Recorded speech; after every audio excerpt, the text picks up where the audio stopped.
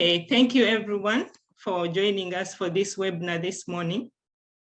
My name is Anne Awori, and I'm the General Manager of the American Chamber of Commerce.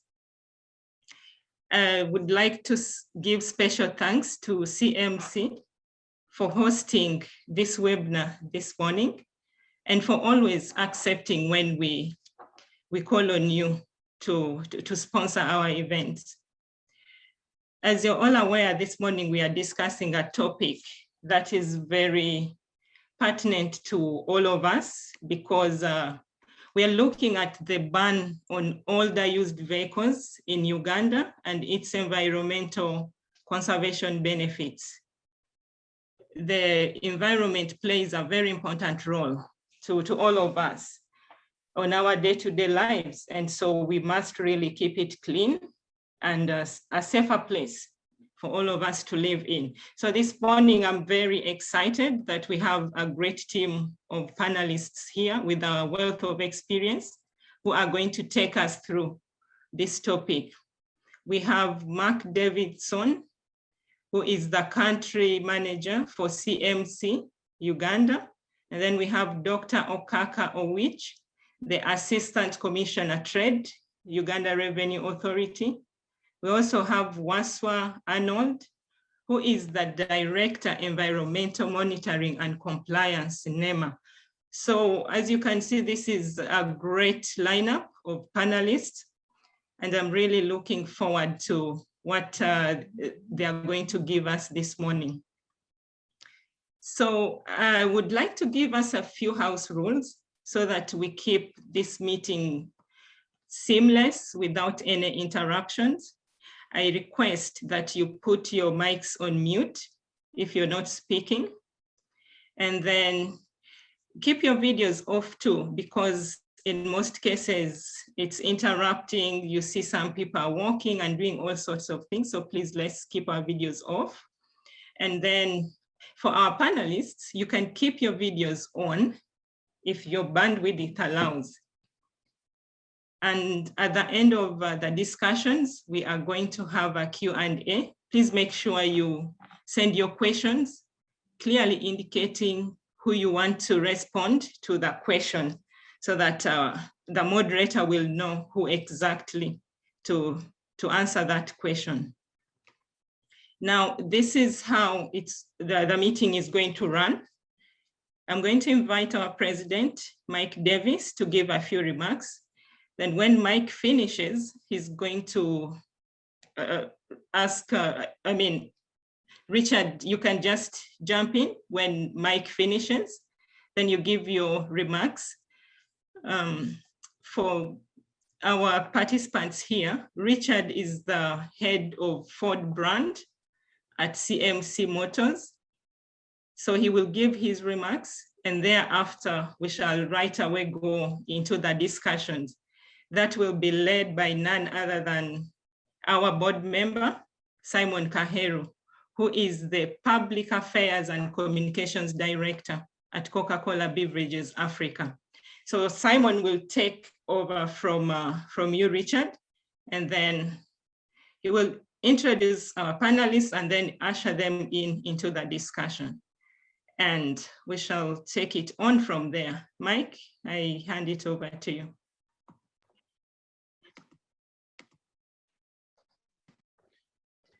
Good morning, everybody. How are you today?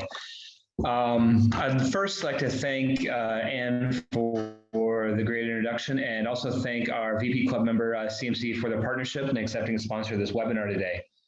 As you all know, what you see on the roads daily is the amount of emissions caused by older vehicles. It's enormous here, primarily because we're an older vehicle market. Studies have shown that mortality rates from outdoor air pollution in Africa have increased by 57% over 3 decades, and more than 3 million people die in the world annually due to emissions from vehicles, or carbon-based emissions. That pollution from motor vehicles is a major cause, and at least 85% of Africa's vehicle fleet are used vehicles, with many are obsolete and outdated technologies. It's very encouraging that in 2018, the government of Uganda banned the importation of used cars manufactured more than 15 years ago through passing of the Road and Safety Act in 2018. The law took effect in October 2018. It was aimed to reduce road accidents and carbon emissions in the country. Despite the fact that the ban reduced URA revenue collections from 388 billion from 394 billion in 2018, we know that the impact is quite different. It's not necessarily just a financial impact, but environmental and health impact. And we're quickly waiting for the government to do more regarding environment conservation and improve quality of life. As most of you know, the environment is forefront in the business environment right now, and it will be for the next 100, 200 years as we continue to find different ways to reduce carbon emissions and to increase quality of life and health amongst around the world, especially in the continent and Uganda. Many environments applauded the government for putting the ban into effect. After showing older the car, the more carbon dioxide it emitted, and this leads to climate change, which then leads to, over time, deforestation, turning of the natural environment into a rougher environment. And I'm personally glad that the government instituted these strict regulations on car imports, especially aid restrictions, because they do have a lot of pollution. We're basically getting secondhand vehicles from around the world. And then it also encourages the import of cleaner used vehicles. One of the hopes is that in the future, the Ministry of Finance and NEMA and all the government agencies find ways to allow for lower customs rates that lead into more importation of these types of vehicles with lower emissions, which would help the environment as well as help increase the technology adaptation within the industry. So as AmCham, we encourage this conservation effort and look forward to discussions this morning. Thanks to our panelists who have taken the time for this timely topic. We appreciate it. And Richard, I'll hand it over to you. Thank you. Thank you, Mike, for those brief remarks. Again, to introduce myself, Richard Musani, the brand manager for Cooper Motor Corporation. Cooper Motor Corporation is an Al-Fatime. Thank you in the first place, AmCham, for organizing this webinar session. As CMC Uganda, we're excited to be partners with AmCham and excited to foster a dialogue, discussion on environmental conservation. More specifically, to look into the ban on older used vehicles in Uganda and its environmental conservation benefits. I'm happy Mike has been able to give a bit of insights in relation to this journey and specifically the public policy agenda in terms of amendment of the Traffic Road and Safety Act with a view to banning older vehicles.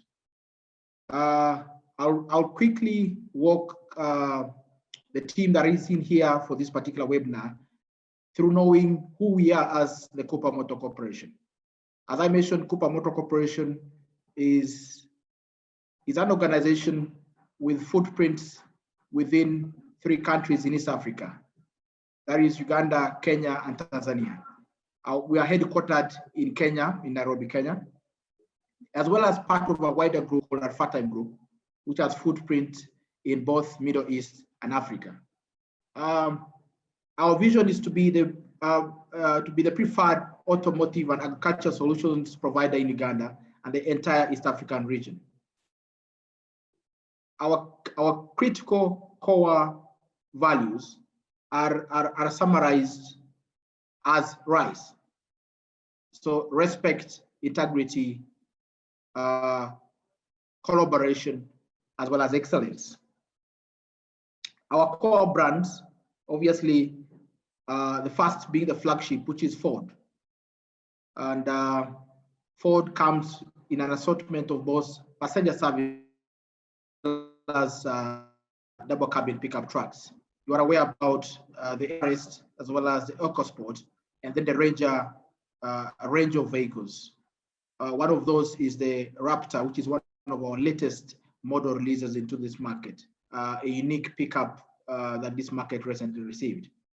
The Ford range of vehicles has also availability in terms of financing, because the question The reason as to why we've had many people purchasing used or reconditioned vehicles has largely been the affordability question. So Ford it itself has a single partnership with Stanbic Bank to offer a product called Ford Finance. The objective is majorly to ensure that Ugandans are actually able to afford or access financing for their vehicle solutions. The other brand is Mazda, which also comes in both SUV or passenger service vehicles, as well as pickup trucks. I think we had a video playing for the BT50. We have a plan to release the CX-9. It is a modern station wagon that will be unveiling into this market either by end of this year or early next year. We also have financing options for Mazda available with NCBA Bank. The other range is Suzuki, a low-cost passenger service vehicles, as well as trucks that you can actually use to support your kind of distribution business. It's quite a broader range. We have Ciazis, we have the Jiminis, we have the Brezza, we have the Ertigas. It's a wide assortment of vehicles, low cost, but able to fit into the different organizational requirements. We also have iShare trucks and buses. So for the companies engaged in construction, assorted equipment available for you to be able to tip or do some element of solutions in terms of your road construction. So iShare comes in both buses as well as trucks. Then we have New Holland on the agri side of our business. So New Holland tractors are available in various horsepower, 75, 65, 55, 50, and 40. So if you're looking into agri, welcome to CMC and visit and see our different brands in terms of tractors as well as associated implements. To support our vehicles, we have modern quick lane and body shop, which has highly qualified technicians with a modern state-of-the-art auto repair facility.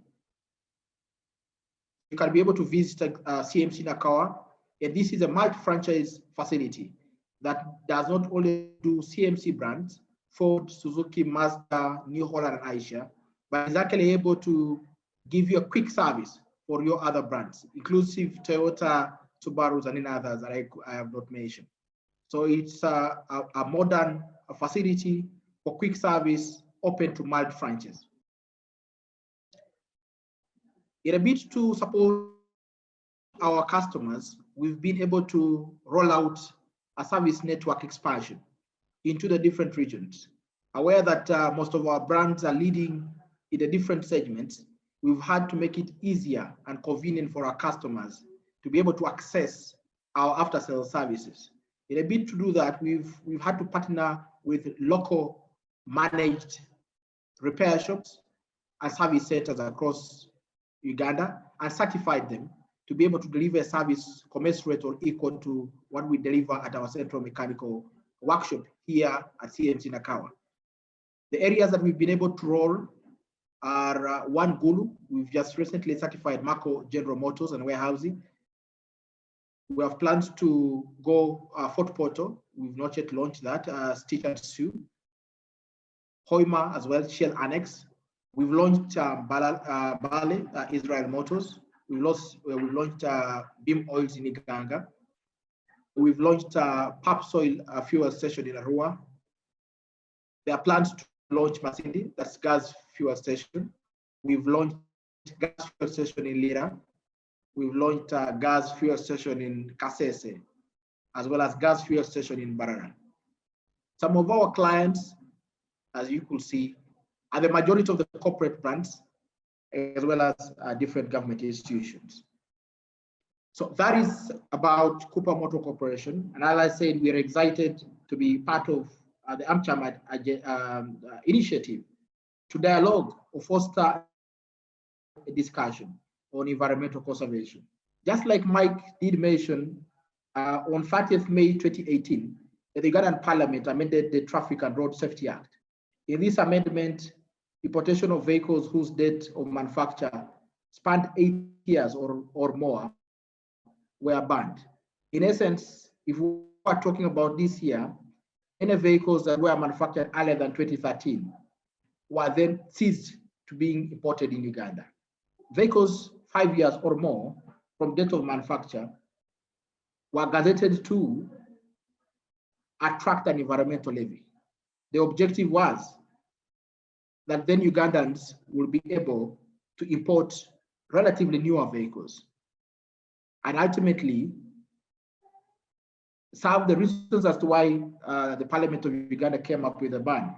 And I think the major two core reasons as to why this particular amendment did occur was one on the environmental pollution. So good morning, everybody, and Anne, thank you. But Richard, thank you very much for your presentation. And I don't want you to put it in the dustbin. Please keep it handy, because once the panelists have made their contributions, I would like you to please be part of the Q&A session and keep sharing information with us. So once again, thank you, the Cooper Motor Corporation, for sponsoring today's webinar. Very, very impactful and always a timely topic. There will never be a time when it's not timely to discuss environmental conservation now and into the future. I personally have a vested interest in today's topic because I'm a vintage car owner and enthusiast. And to be precise, my cars are Land Rovers, which may not be very American, but are very popular in Uganda, in America as well as in Uganda. But they used to fall under the Cooper Motor Corporation. So I'm winking at you, Mark and Richard, and asking you to look at bringing back your interest in Land Rovers. But I'm quite happy that the opening remarks have pointed us in the right direction, including some of the reasons we have relied for so long on old, dilapidated second-hand cars. And by the way, Richard and Mark, let me point out again that in the Coca-Cola Beverages Africa fleet, we have a couple of Fords. I was happy to see one of our logos on that screen that Richard shared. But this is not personal. All of us have an interest in this topic because of what it means to us. And a lot of the conversation around second-hand vehicles, the ban on old cars, and the need for environmental conservation to be taken seriously is framed as life versus the economy. There's a whole trade out there in second-hand vehicles that are not necessarily vintage. And we know that that trade forms a significant part of our economy and supports another in a very large way. From spare parts to general transportation in this paradigm, where we have not, as a country, given the same roads as developed countries. The questions are, should things be this way? Why did Uganda make that change? And did we make enough of a change? Are we driving on the right road, in a manner of speaking? And the panelists, to give us insights into the topic today, are very well chosen because of their position. They're very well suited to break down this entire topic into different parts, almost like an efficient car workshop. So allow me to introduce one by one and ask them, as I call them out, to show their videos. And as Anne advised, if you're worried about bandwidth, don't keep your video on.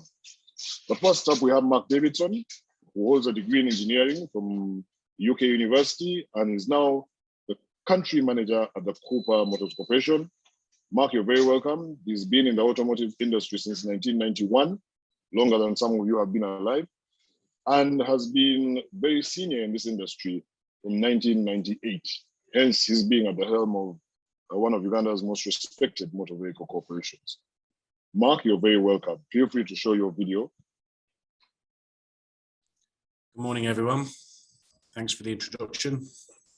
Very good. And joining Mark will be Dr. Geoffrey Owich Okaka, Assistant Commissioner for Trade at the Uganda Revenue Authority in the Customs Department. He's responsible for trade facilitation and provision of technical support. And very importantly for our topic today, providing trade policy and advisory services to key stakeholders, especially where international trade is concerned. And when we talk about motor vehicles, because we don't produce enough in Uganda just yet, it's all international trade. Dr. Okaka holds a master's in business administration, customs, is a customs expert, and has been certified in various fields over the last 20 years in taxation, customs, and revenue administration.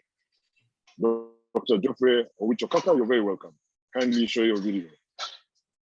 Oh, Thank you. Good morning, participants and everyone. Very expectant to share experience with you. Thank you.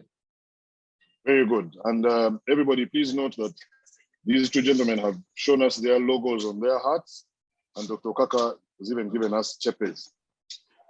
Third up this morning is Arnold Ayazika Waiswa, who's a Director of Environmental Monitoring and Compliance at NEMA, the National Environmental Management Authority here in Uganda. He's a specialist in environmental management with more than 21 years experience in strategic environmental assessments, as well as environmental impact assessments, environmental auditing, water resource management, and a whole host of everything that makes NEMA a professional environmental management body. Mr. Waiswa has coordinated projects across Uganda in collaboration with very many different other organizations across the world, and has built himself up into a specialist with the World Bank, among other international organizations. Arnold Ayazika Waiswa, you're very welcome. Kindly share your video and say a quick hello. Thank you, and good morning, participants. Very good. And all participants today, ladies and gentlemen, watching this video as it goes online, I would like to officially present apologies for our clear lack of gender balancing on this panel this morning. You can safely call it a manual, and we will take all the flaying that you give us. However, in future, we pledge to always ensure that all viewpoints, all points of diversity are catered for when we introduce and discuss topics here at AmCham. So, first off, I'll invite Mark Davidson to maybe take on from where Richard stopped. Mark, for you as a business, Cooper Motors, what has been the impact of the ban or restriction on all used cars on the business environment? What at CMC and what you see within your sector? Thanks, Simon, for the introduction. Before I go into a little bit of detail, I'd just like to thank Anne and Mike and the team for today's webinar. I'm looking forward to getting into the detail. And on a different note, Simon, you have a Land Rover. We have 75% off Land Rover parts, so you should come down to the office in probably the next 1 hour and I'll do you a good deal on your Land Rover. Anyway, that's out of the way. I think surprisingly enough, since the government went to this 15-year limit on used vehicles, it hasn't really had a sort of an impact in terms of people buying more new cars and less used cars. Because I mean, I can give you some latest statistics. 2017, there was 2,364 new vehicles imported into Uganda, and there was 37,633 used vehicles. And then if we just jump 3 years ahead, 2020 last year, the new vehicle sales has gone up to 2,873, yet the used vehicle sales is now at 52,414. So, the government have moved it to 15 years, but I don't think it's had, it's not encouraged people to buy newer vehicles at all. So I think, in my view, I think the government needs to look at perhaps further reducing the age limit down to maybe 10 years. I think, correct me if I'm wrong, I think in Kenya it's 8 years or something like that. So I think we need to look at maybe reducing it to 10 years or 8 years, maybe increasing the taxation on used vehicles, and perhaps giving some tax incentives on brand new vehicles, and in particular low emission engines. Very well said. And Mark, I'll take you up on that offer. I've already sent a message to the Land Rover Uganda Club. So, prepare your security at the gates. I will just say hi to Ronnie from me. I know Ronnie quite well, so yeah. Okay. Very good. I like the way you've got the numbers offhand there. And I just want to quickly follow up on that point. You've suggested 10 years, but do you think 10 years is short enough to actually make a change? If we went 8 years as had previously been proposed, and as you said, Kenya chose, would that make a bigger difference? And would it be viable in your view? Well, I think we're looking with, today's seminar is really about the environmental impact of these big engines that we see driving around, you know, and all the black smoke that comes out the back. I think first and foremost, we need newer vehicles in the market with the latest technology. I mean, it's, you know, Uganda has quite a high rate of accidents on the road, and a lot of that's down to poor maintenance or older vehicles that are not maintained properly. They don't have the latest safety or the technology, you know. We don't have an annual testing of vehicles, you know, to check the engines for the carbon emissions and, you know, check the seatbelts and the airbags and the lights and things like that. So I think we just need newer vehicles in the market. I think, you know, if we do go down to maybe 10 years or 8 years like in Kenya, I think maybe we need to sort of think about maybe the actual vehicles that are coming in, you know, the engines, because we're talking about environmental issues here. So, you know, the smaller the engine, the smaller the carbon emissions. So maybe we should look at encouraging the government to buy smaller engines. I mean, that's the way Ford are going at the moment. If you look at the industry, it's, you know, most of our competitors, they're selling 2.5 to 2.8 litre engines, and Ford are going into the sort of smaller engines with better fuel economy and less carbon emissions. So I think we need to maybe look at that kind of concept with used vehicles as well, and maybe not letting these big 3-4 litre diesel vehicles being imported, and encouraging people to buy smaller engines with better fuel economy and less environmental damage. Very good. And I like you've led into the next question I was going to ask you around how a company like CMC could help the government implement this. I mean, do you talk to them about environmental conservation? Is there a way you can, I mean, what can you do? And what additional incentives or initiatives over and above, for instance, bringing in more fuel efficient study trucks, pickup trucks, as you have said you're doing? What other initiatives are you putting in place to ensure the affordability of such vehicles that still meet our environmental concerns? I think what we're noticing now is with, you know, I think government is still our biggest purchaser of vehicles. You know, I think there's less sort of restrictions on the way that they set out the criteria for purchasing a vehicle, if you like. You know, so I think what we've been doing for certainly since I've been here the last 1 year is that we've done a lot of sort of external lobbying with all the ministries and that, and sort of giving them the benefit of buying smaller engines, because what we're doing is excuse me, is that you know, I think a lot of people think that buying a smaller engine you know, you get less power, but in fact, you know, Ford are doing these 2 litre diesel engines with 2 turbos and, you know, loads of power in that, and there's less emissions. And I think it's just about educating the general public on the benefits of buying smaller engines, and we've been doing that behind the scenes with the government entities for the last 1 year, and you know, like in the last 1 year, we've increased our sales by 70%, so it is working. Very good. And I think that's proof that information is power. I hope all the participants listening in here have learned something new today. Go and buy yourself a Ford pickup, smaller engine, and yet almost twice the strength. And I'm paraphrasing, no commission for sales there.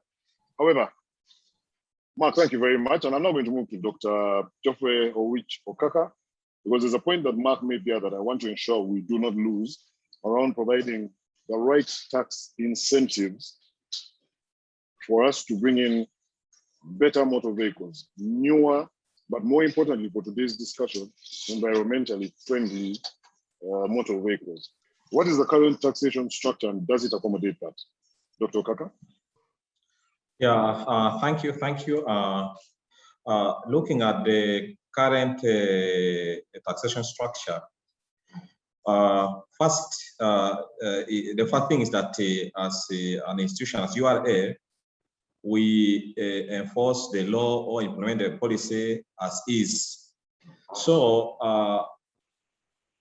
in 2018, as you may, we are already aware that the Traffic and Road Safety Act of 1998, the Amendment Act of 28, provides that a person shall not import a motor vehicle which is 15 years old or more from the date of manufacture. Well, we are implementing this as it is, that there is the implication that there is a ban on used motor vehicles older than 15 years. There is a total ban on used passenger carrying vehicles 15 years and above.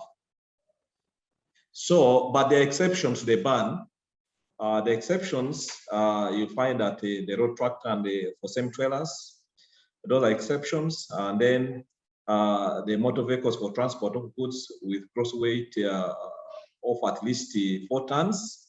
And then the special purpose motor vehicles, which include the breakdown lorries. The list is long. I may not go in through all of them. Then the agricultural or forestry tractors, and then the earth-moving vehicles, the machines and the road rollers, etc. Right now, the current tax structure is more or less the same with the both new and used, apart from the environmental levy that differentiates in respect to the age or the year of manufacture. The current tax structure, we have import duty at 25, then the VAT at 18, then the withholding tax at 6%, and then the infrastructure levy of 1.5%. So what differentiates now the used and the new is on the environmental levy. Looking at the tax structure, like I said, they are more or less the same. The environmental levy of 15% is imposed on CF value of passenger carrying vehicles, which are 9 years or more, but not exceeding 15 years from the date of manufacture. Now, there is the issue of the date of manufacture. I would say the agency that implements the policy, the problem always comes in to determine the date of manufacture. The year we may be able to determine, but the date it becomes a problem because that's in respect to the. So it's like the 15 years date of manufacture, like a moving target. Every day there should be a change. That a vehicle which was manufactured like today, if you're looking at today, 16th of September, then it means there are some other vehicles which are now more than 15 years. So this is still a challenge. We talked about for goods carrying vehicles with gross weight capacity of 4 ton and above, you'll find that the age limit does not apply. So then the age bracket of 9 years or more and not exceeding 15 years applies for goods carrying vehicles with gross weight less than 4 ton. Then the issue of valuation, I would say the valuation provision also comes in terms of the structure, is that the used motor vehicle, we have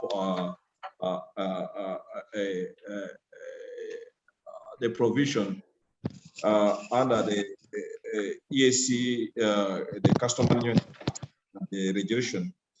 The administrative regulation of EAC in 2013 guided on how to handle used motor vehicles. And therefore, what means is that we have already fixed values for used motor vehicles when you are importing into this country. And this is available to all of us. And for new motor vehicles, you'll find that we consider the principle of operation and is what is considered under the transaction value.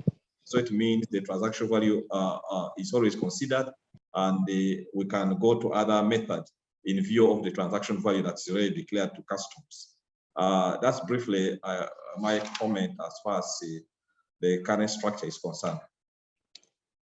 Very good, Doctor. Now, the point that Mark raised was that it's possible to use taxation as an incentive for people to bring in more or to actually buy environmentally friendly vehicles.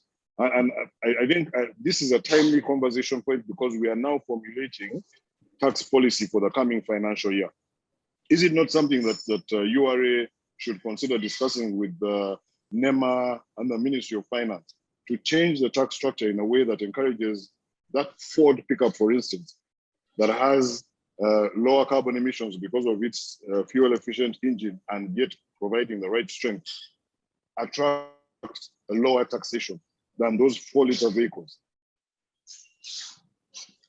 Yeah, really, when you look at the tax structure and the policy, you find that the motivation right now to go for a newer vehicle is much higher, especially if the period or the age could be reduced to less than possibly 10 years. Because what happened is that you'll find that from our records, we are seeing that there's more importation. So it means of this, those one which don't have the environmental levy, and it means that there's motivation actually to buy fairly newer vehicles, and then at the same time, this is also a good time, especially given the complication associated with also determining the age or the year of manufacture. And of course, you find that the VIN code or whatever, it becomes very difficult to determine the exact age sometimes. And so as we are going through the policy cycle, this debate could again come, and possibly we harmonize with what is also happening within the ESC, like Kenya, the 8 years, we could actually adopt that.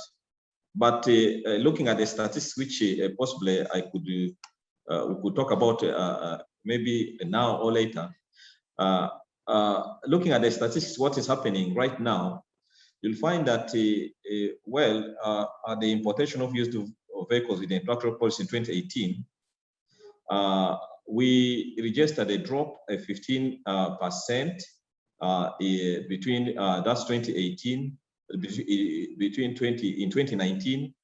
Then again, we registered a drop of used motor vehicle about 16%. But when you look at the numbers, because 2018 we registered the units that were imported at 38,893. This reduced up to right now, on average, we are clearing around 32. So it means about I would say about 6,000 or so has actually dropped. But in terms of the tax contribution, or the contribution to revenue, it's more or less the same, because right now the newer one is paying slightly more. The unit revenue per motor vehicle is much higher, and therefore, even if the number drops, the revenue contribution more or less remain the same. Likewise, also, when I look at the new motor vehicles, we see that there was an increment, but on average, you'll find that on a monthly, we are importing 800 new motor vehicles on average. So the number, we see the number increasing from 9,700 to 10,000. It's not a very big change. And that's what we are seeing. Yeah, so the discussion, the conversation on the policy could be, could take it on, especially since there is also already a change in culture, bringing now buying more, less newer vehicles. But when you look at this, you also look at what's already in the market, because for us, we look at now, we expect that the volume of imports as far as used spares is going up, because people are maintaining the cars longer, those ones which are already within the country, longer than they used to do. Those are my observation. I submit. Thank you. Thank you very much, Doctor. And you concluded in the point that I wanted to pick up on, because when you compare the numbers, because it's not commensurate, it's clear that the old vehicles are staying on these roads for longer, which means that it's likely that the environmental concern that this ban was supposed to affect has actually not been addressed. Yes, and I want to thank AmCham for putting together a panel in this manner, because the conversation between the three of you here, Cooper Motors has got to bring more of the private sector around the table to sit with URA, and URA, you bring Ministry of Finance to do policy. and then very importantly, NEMA, so that we all work out how to address and solve the problem, how to change this solution that had been introduced in order to achieve the target. And thank you very much for bringing us to this point. And I think Arnold Waiswa Ayazika, our director from NEMA, I want to bring you up now at this point because the ball is with you. That was the major aim of the ban, reduce carbon emissions. Yes, there was a need to address traffic accidents, which is why it fell under the Traffic and Road Safety Act. And by the way, we all know that these old vehicles, because they are old, few people care about them enough to take them to Cooper Motors. So there are more risks of accidents happening. Now, but that's not the major objective. The major objective was to reduce carbon emissions. Arnold, you've heard, it's likely that that has not been achieved. Or do you have information that it has? If so, to what extent? Thank you, Simon. And of course, the organizers for bringing up this topic. I need to start usually, it's very important as a regulator to start from the legal background, especially the right to a clean environment. That right from the Constitution, Article 237, guarantees every citizen the right to clean environment, right to clean and healthy environment. And I believe the banning of those vehicles was about enshrining that right. People have a right to a clean and healthy environment. Therefore, if we have old vehicles which are emitting gases which are dangerous to health, then we are in a way violating that constitutional provision. However, I should also say that the National Environment Act, number 5 of 2019, specifically section 103, requires that NEMA puts in place standards for a number of others, for many things, including for air quality, but among others also to be able to regulate issues of emissions. So we need to have also a regulatory framework beyond just banning the vehicles, but those which are here, how are they regulated? So that is also something very important.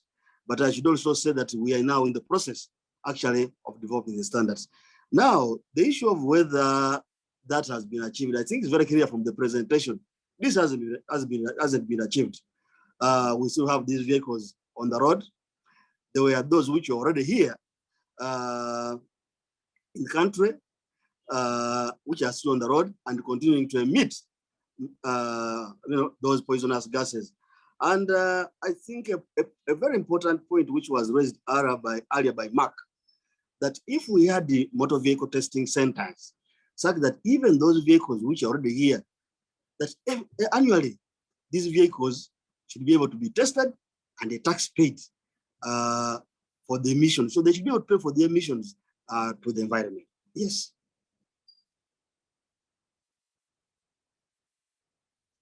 Simon? Yes, Arnold, thank you very much. And what I'm hearing you proposing is a new tax in country. Yes? Yes, because for sure, because one of the things we need to know that the issue of these old vehicles or the quality of emission is not about age alone. There are many other factors which contribute to the emissions. And we should also understand that border borders are also a very big factor. By the way, beyond talking about the motor vehicles, the border borders are a very big factor. And the emissions right now depends also on other factors, such as the fuel quality, the presence of catalytic converters in vehicle exhaust pipes, the engine types, regular servicing of vehicles. So even if you have a newer vehicle, but it's not regularly maintained and serviced, it will still contribute to the emissions. So there are a number of other factors really that come in. But on the issue of the tax, we are saying that it will be good that, because it's done everywhere in other countries, in that annually a vehicle is checked for the emissions and there is a fee. If you don't meet the standards, then you pay, okay? So I think it's something we should be thinking of, but it should come in when we have all the other infrastructure in place, especially the mandatory motor vehicle testing, which should be also in the law. Okay, I think that's where also that one should come in. Yeah. Very good, and so thank you, Arnold. Those are two initiatives. One, mandatory annual mandatory vehicle testing, carbon emission testing, vehicle testing, for general, I think in the UK it's called MOT, they have a term for it.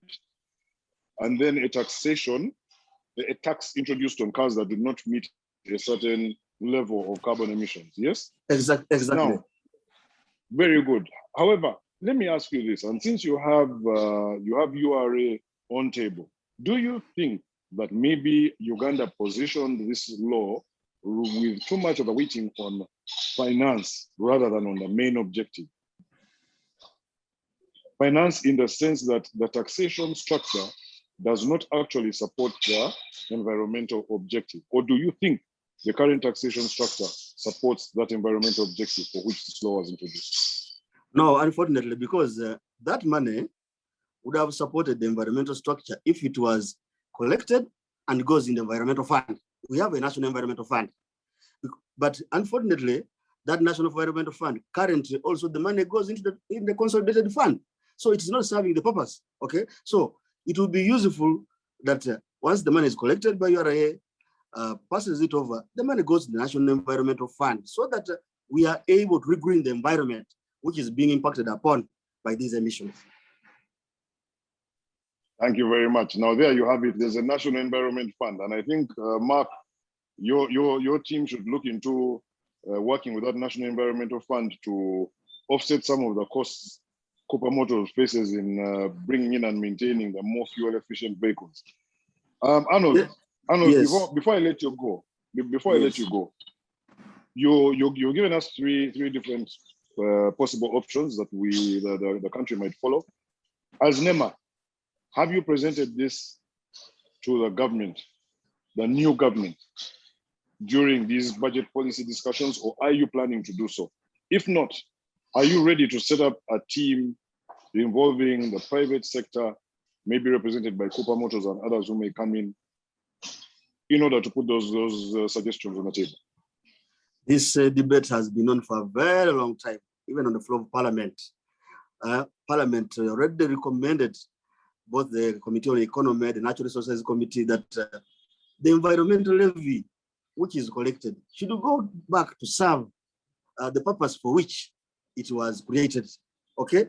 It needs to go back to the environmental fund, such that we are able to fund environmental initiatives that improve, improve and green our environment. We need to green the environment for carbon sequestration, that trees that absorb these gases, you see? So, but I should also say that, these emissions beyond the cars, as I said, the old cars, as I said, we have the issue of border borders. Maybe if I can just share with you some little data here. There was a study to assess air quality within Kampala, which was conducted by NEMA, CCBA, and Mapping for Change in the UK. It was observed that areas along Ginger Road, particularly at NEMA House, where also is an area of congestion, and Katwe, had the highest levels of nitrogen dioxide, which characterizes emissions, while lowest emissions were recorded at junctions such as Kitoro. But also during the lockdown of last year, we had another study which was carried out. It was observed actually that vehicular emissions contributed almost 60% of the total emission burden in Kampala. So during the lockdown, when we didn't have cars moving, we had a clean environment, and so this calls for other new initiatives. So beyond the tax, and probably the issue of mass transport, okay? The issue of maybe having these buses, the trains, because all this is the emissions, increase in emission is being caused by the many vehicles in the city. But if we had mass transport, people using trains, but also stringent taxes, probably this would help. Yeah. Thank you very much. And Arnold, I think I speak for everybody when I say we'd be very happy to receive copies of those studies, but also we feel sorry for you that where you're seated is the most dangerous part of Kampala. Maybe you should be wearing 2 or 3 face masks at once a time. Behind my window, actually. Or keep your window closed for that matter. Yes. So yeah, there you have it. Thank you very much, gentlemen. This is very, very, very interesting information. And you guys, the views you put forward are very insightful. I'm thinking of a number of different initiatives that should have been part of this conversation, and other initiatives that the three of you, your organization, should join. I'm aware, for instance, that the Ministry of Science and Technology has established a think tank to deal with national mobility. I actually serve on that think tank. So everything you've said today, I'm going to convey to the minister and ask that you be invited to make these same presentations. And this points to one of the questions, the first question that has coming to the chat module from Joseph. Most European countries are pushing to go EV, electronic voltaic batteries, and few African countries are doing the same. Won't this turn Africa into a dumping ground for the used cars that are going to become obsolete in Europe? Who should I address this to? Mark, do you see that happening? Do you think that's a risk? I think in the nicest possible way, I can say that Africa's kind of always been a bit of a dumping ground for the used market. I think if we look at sort of the products that we're bringing in at the moment, I think there is this sort of plan, I would say, in the next, say, decade, that you'll start to see people like Ford, the original equipment manufacturers, we call them OEMs, looking at, I mean, they're already looking at greener engines, as we've already discussed earlier, and I think electric vehicles will be the future. I think Africa's catching up already, because you've seen all these low carbon engines already coming in. So Africa's, you know, maybe a decade behind the West in that sense. So we need to get ready for building an infrastructure implementation plan to support bringing electric vehicles in, and what is being done about that. I mean, I don't know if there's any plans, I don't know if it's been discussed, but we're not that far behind being ready for electric vehicles. So I think that's the future for me. Thank you very much, Mark. And I interestingly enough, just before this session started, I received a WhatsApp message from the Kia Motors CEO, Paul Isaac Musasizi. And I see a question in the chat, on the chat again from Joseph, that links to Kia Motors. And Mark, to your point, there is an initiative already started in Uganda to build up the EV industry, motor vehicle industry, called Kia Motors. Not yet your competitors, so don't worry too much. And Joseph asks, what are the stakeholders doing to encourage the use of EV, since we already have Kia Motors under construction, as this is cleaner? And I think, Arnold, this is for you as NEMA. How much is NEMA supporting Kia Motors for driving that agenda for EV cars? And after you, I'll ask Dr. Okaka, do we have tax benefits for electronic vehicles coming in? So Arnold first, and then Dr. Okaka. Well, a short while ago, I just mentioned the issue of mass transport, and Kia Motors comes in timely, okay? Because these are electric vehicles. So the issue of emission could be handled. So it will reduce on the number of vehicles, because if we have a number of those buses on the road, certainly that will help us reduce on the number of vehicles coming into town, and therefore reducing the emissions. So from our side, we've supported them from the environmental point of view, and we continue advocating that they should be given whatever. Arnold, yes. Give us some details. Don't say from the environmental point of view. How have you supported them?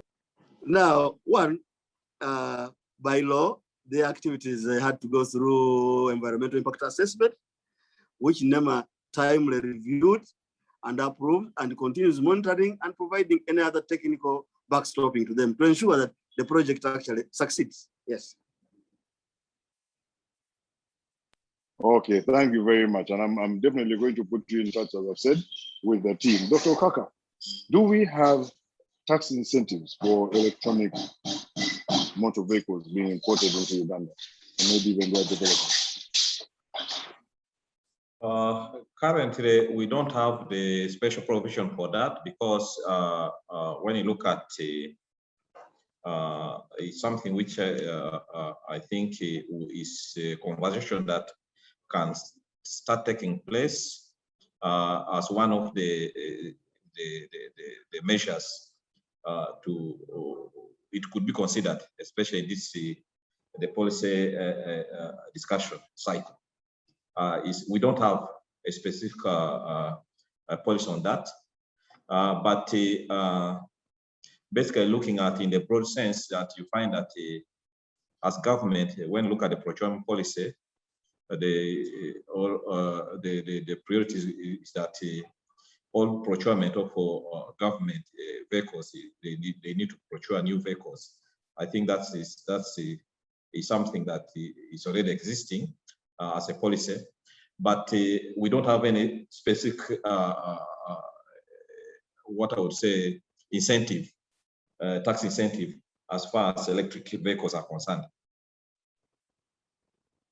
Okay, so that's a no, and therefore there's an opportunity there for it to be introduced during this current cycle. Yes, and I think there's another opportunity, as we said earlier, that procurement rule that requires government bodies to buy brand new vehicles can also be amended so that the brand new vehicles are more fuel efficient. And I think it's in the hands of the three of you gentlemen, spearheaded by Arnold, the NEMA champion here, to ensure that the environmental concern be addressed while amending that policy. And I see another question coming in. This is from Patrick Sembatia. Mark, please prepare yourself. What affordable grounds has Cooper Motors Corporation ensured in order to penetrate into the market and encourage more Ugandans to buy your vehicles rather than old cars? And Mark, you might want Richard to come in, because remember Richard was sharing some stats, but over to you and team. I can, I think Richard probably can come in. I can probably just say that I think buying a new vehicle today is probably more affordable than it was through CMC of the past. We've sort of embarked on a strategy of having exclusive partnership agreements with the commercial banks here in Uganda. So, for example, like we have Ford financing through Stanbic Bank. So you can pay as little as 10% deposit and finance the other 90% over 5 years, which is unheard of, certainly with CMC of the past. Post bank, you can buy a tractor with 30% deposit and spread it over 6 years, and all these partnerships offer preferential interest rates. So it is a good time to buy new vehicles, and I think the banking finance is cheaper than it ever has been. Very good. Thanks for the invite, Richard. Richard Msani, you had some numbers to give us at the beginning before you were cut short. I'll invite you to please share them now.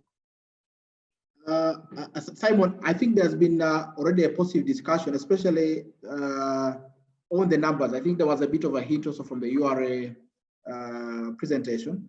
So I think, yes, there's been a gradual reduction overall from the URA representation in respect to purchase of used vehicles, but still you'll notice that the considerable contribution of brand new motor vehicles relative to used vehicles is still extremely small. So Ugandans are probably procuring about 35,000 vehicles, so 36,000, and the whole brand new motor vehicle industry is doing close to about, say, 3,000 vehicles at most, which is about 10% of the total market in terms of the vehicles that we are actually importing. So I think for me, it really for us to get into a legislation structure to inform further amendments. I know for other markets in terms of best practice that, for example, if you brought in a vehicle that is of a higher engine displacement, you are taxed differently from probably smaller engines. We've seen that with the original equipment manufacturers. So when we go into those forums, there will be a different tax structure applicable for vehicles that are imported with bigger engines and vice versa. So if you have a smaller engine imported, then it's probably a lower tax. Those are some of the things that need to be looked into. The question of affordability of vehicles and probably what CMC is doing, I think Mark has been able to give much more insights on that. We have bank partnerships with the different commercial banks for the different brands. Ford in particular, with Stanbic, like you mentioned, Ford Finance. And then on the agriculture side, we are really majorly partnering with Post Bank Uganda and Centenary Bank. We thank government for the introduction of the agricultural credit facility, which has now made interest rates at least lower for us to be for farmers to be able to acquire tractors. And the same thing with Mazda, with the with the NCBA Bank. So those are the partnerships that we're actually getting into to ensure that Ugandans are able to afford brand new motor vehicles. But I think there's still more that government needs to do from the policy perspective to amend and have more incentives for Ugandans to actually procure newer vehicles. Thank you very much, gents. And at this point, I'll ask each of our panelists, because I don't have any more questions coming in. I've got 5 more minutes for this session. Each of our panelists to give us a 1-minute closing remark, your summary, after which we are definitely going to conscript you to join the policy lobbying and advocacy team that will be speaking with the government policy making organs after this. This is one of the benefits of being a member of AmCham in all ways. You get to speak with government about things that matter. So in reverse order, I'll start with Arnold Ayazi Kawaiswa. Please go ahead with your closing remarks. Well, thank you very much for organizing this webinar. And in my closing remarks, the first one that I also using this forum and the other forum is to urge our stakeholders to support the money from the environmental levy be transferred to the environmental fund, so that this money comes to support the real purpose for which it was created. Because as of now, as a sector, we are suffering with very low budget financing. We are so we are unable to do many of what we are supposed to do. So we request that this money, the environmental levy, be brought to the environmental fund, and the environmental fund return to NEMA, so that we can be able to green the environment. The other issue is that, of course, this issue of emissions alone cannot only be solved by banning motor vehicles. The issue of paving our roads, there's a lot of dust and particulate matter generated from our roads. So this is something that we looked into.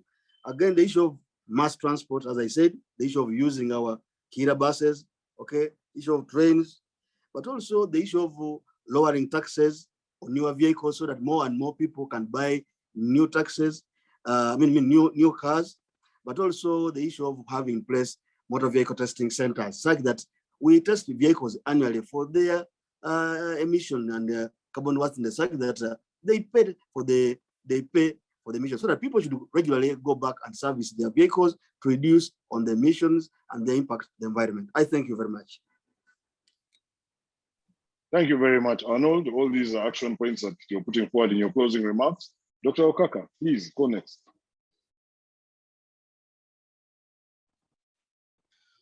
Thank you, Simon. My take is that the first one is that we need the tax remedy may not be the only avenue to manage this, because when you look at it, tax alone cannot actually stop people from importing used cars, because there are people who are ready to pay, either because of lack of knowledge, and for me, the way I look at it is because you find somebody bringing a used vehicle and is paying more or less the same tax would have paid for a new vehicle. So it means our populace there is not aware to take up, they are not aware of what is on the ground, because that's what happens. You find somebody buying a new vehicle, a used vehicle, and is paying the tax more or less like a new vehicle, and when you look at the specification, more or less the same. I think something also we need to make our population be aware of this. And then the other aspect is what I say, a multifaceted approach is that there is the tax, but also there is the other approach of the approach of the all stakeholders coming on board to see that we look at the bigger picture at national level. The second comment is I saw there was a comment about somebody was asking whether the vehicles which are in the bonded warehouses, how are we going to register? How are we going to handle them? You wouldn't register any vehicle that's more than 15 years. At least that's one the assurance we can give. But then you see, when we're looking at this only as a country, I think since we are going the regional way, I think their approach we should also have a regional perspective, such that, you know, our NEMA could actually harmonize the policies at the regional level. I think that would also be another approach for us to take in order to address this. Because you find that a vehicle like now, those ones which are more than 15 years and already now bonded wells, what they would do, they request for re-export. So instead of being, it wouldn't be cleared in Uganda here, but can be cleared in Southern Sudan or in Tanzania. So they re-export, and that's where the vehicle is not allowed to be registered here. It's registered in another EAC partner states. So there must be a regional approach to this. And lastly is that I love this engagement because for us as players on the ground here, we have the statistics, we have a lot of information that can actually direct policy. Thank you.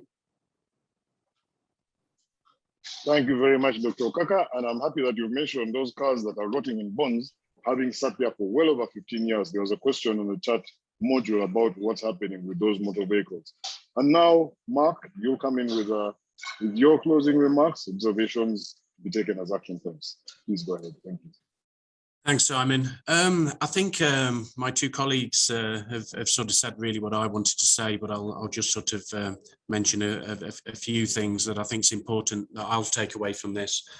I think we need to, number one, perhaps review the taxation system for new vehicles and base it on these low engines, smaller engines, low emissions like they do in the West, for example.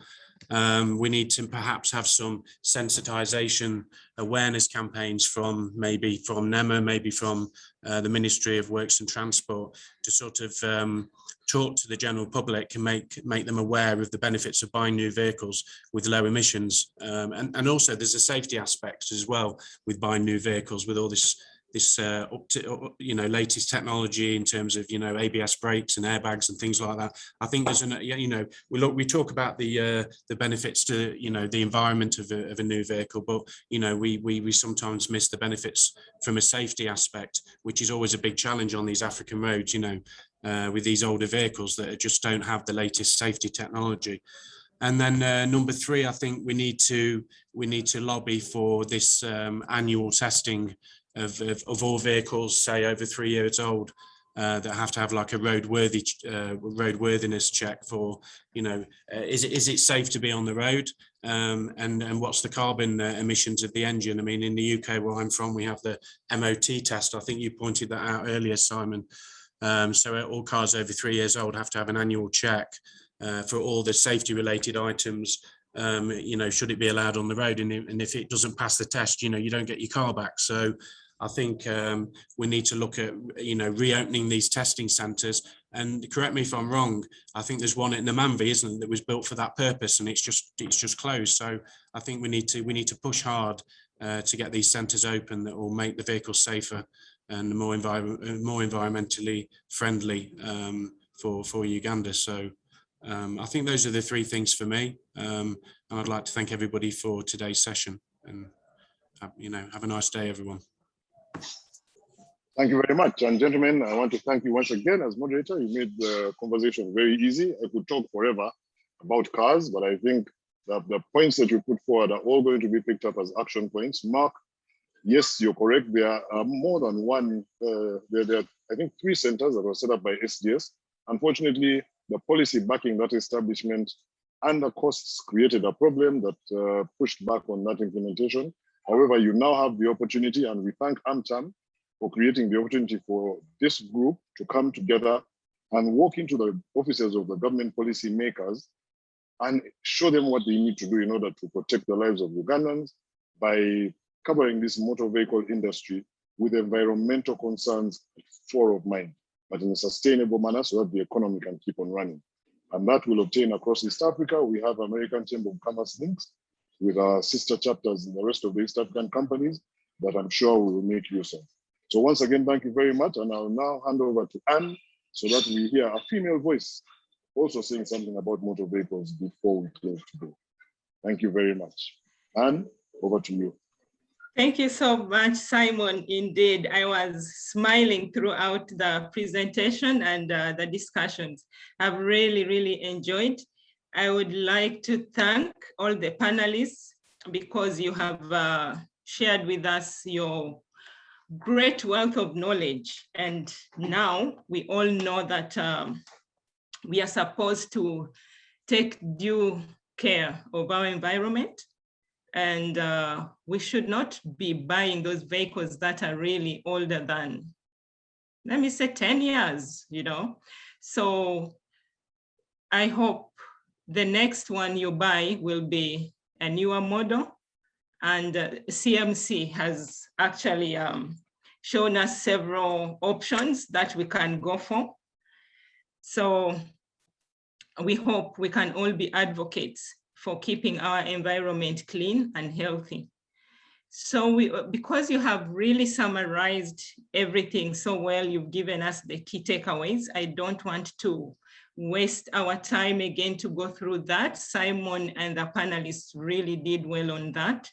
We shall share with you all the presentations. We shall share with you the recording so that if you want to refer back to this, you can always do that. If you have any further questions, please do let us know. And then we shall get back to you. Simon mentioned something on our regional initiatives. This is strictly for members to remind you that next week on Thursday at 3 p.m., we are going to have our regional forum where the ambassadors of Kenya, Uganda, Tanzania, Ethiopia, and Rwanda are coming together to discuss a topic on advancing the US trade and investment in East Africa. It's only for members. That's why, as Simon said, you need to join AmCham in order to benefit from some of these initiatives that are strictly for our members. And then we shall have an open one on the 30th that will be a training by ATC on thought leadership and behavioral change, where you can log in for those that are not yet members. Otherwise, thank you for logging in today, and we hope to see you on 30th for our next training. Simon, all the panelists, Mark, Dr. Owich, and Arnold, thank you. And of course, our esteemed participants, you have a great day. See you next time. Okay, you can, Simon, if you're still there. Oh yeah, you're still here. We can have some photo moment, just a screenshot of the panelists and our sponsor, of course. CMC, thank you once again. Okay. I'm missing that great background, like for Simon, for Mark. It's amazing. Okay, Amos, are we done?